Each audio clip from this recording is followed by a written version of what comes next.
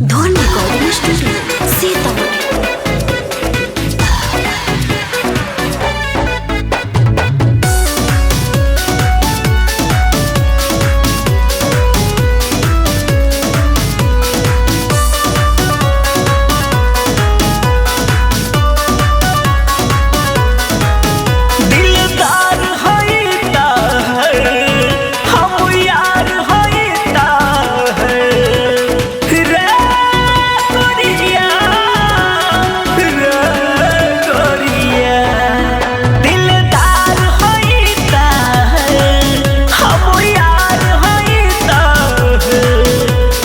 सोचा हमरा बारे में कि पहिला प्यार होइता है।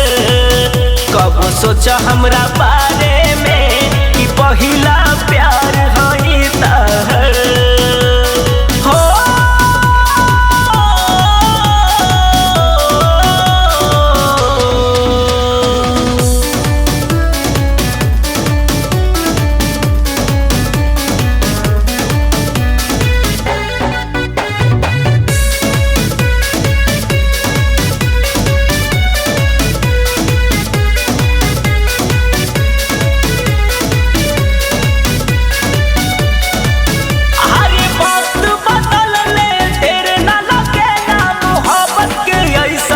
खेला हर सपना चूर चूर हो जाला जब अपन भी धोखा देला।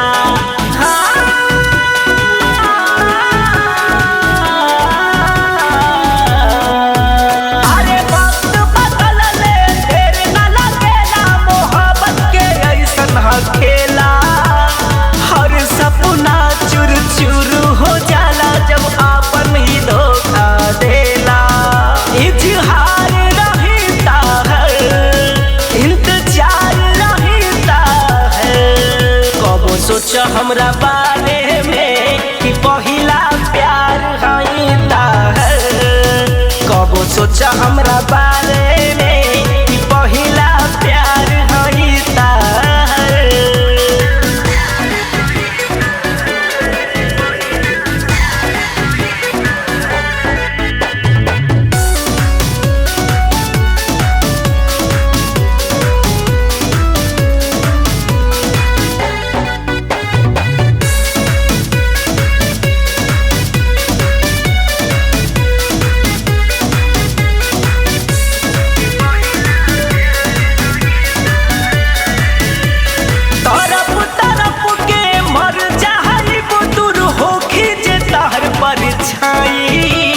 खुद से खुद के मिटा दी करन सहे पाई ना तोहर जुदाई।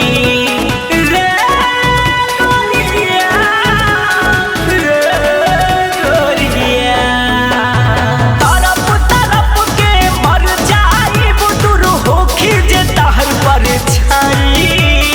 खुद से खुद के मिटा दी करन सहे पाई ना तोहर जुदाई। संसार होइता है अरमान होइता है।